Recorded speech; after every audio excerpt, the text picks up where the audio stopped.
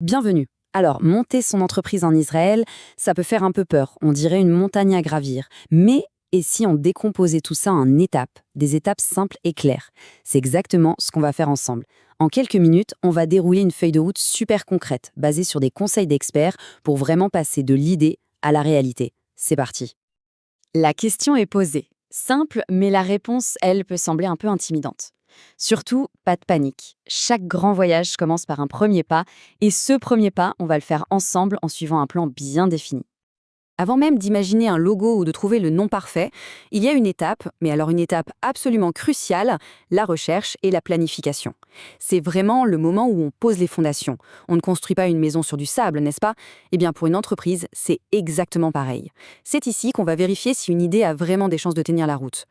Cette toute première phase, elle repose sur deux piliers. Le premier, c'est de regarder à l'extérieur. Qui sont les clients, la concurrence, comment fonctionne le marché.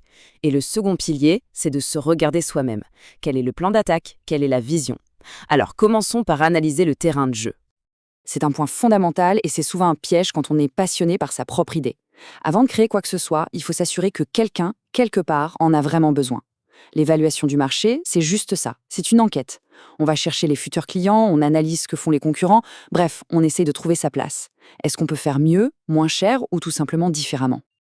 Le fameux business plan, faut pas en avoir peur. Ce n'est pas un roman qu'on doit écrire, c'est tout simplement la carte de l'aventure. Chaque point de cette liste, c'est un repère qui va éviter de se perdre en chemin. Du marketing aux finances en passant par la gestion des risques, c'est vraiment l'exercice qui transforme un rêve un peu flou en un projet concret et bien réfléchi. Ok, le plan est sur la table. Maintenant, il faut lui donner vie. Et pour ça, il faut du carburant. Dans le monde de l'entreprise, ce carburant, il a deux formes, l'humain et le financier. Et croyez-moi, les deux sont absolument indispensables pour le décollage. L'argent, c'est le nerf de la guerre, ça c'est sûr. Mais sincèrement, à quoi bon avoir un trésor si on n'a pas l'équipe pour le gérer et le faire grandir? Le succès, c'est un équilibre parfait. Il faut les bonnes personnes pour mettre en œuvre la vision et bien sûr, les fonds nécessaires pour leur donner les moyens de le faire. C'est une balance très délicate, où l'un ne peut pas exister sans l'autre. Il faut bien retenir ça. L'entrepreneur qui réussit tout seul, c'est un mythe. Personne n'y arrive en solo. La vraie force d'un projet, elle réside dans l'équipe qui le porte. S'entourer des bonnes personnes avec les bonnes compétences, ce n'est pas une option, c'est la condition numéro 1 pour réussir. Côté financement, les options sont assez directes. Il y a les économies personnelles, un prêt professionnel ou, ce qui arrive le plus souvent, un mélange des deux.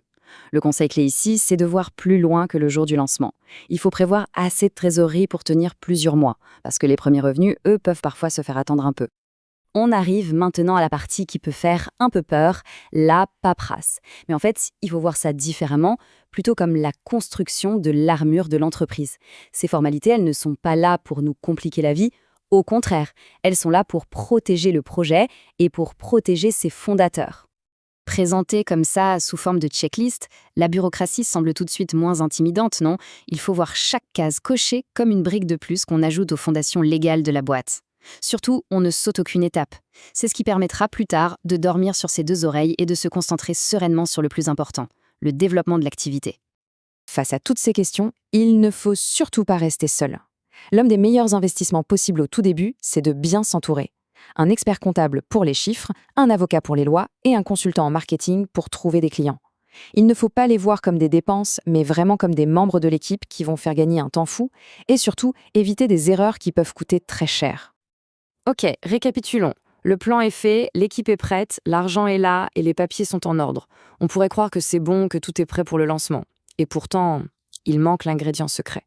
Le plus important de tous. Et paradoxalement, c'est celui qu'on oublie le plus souvent.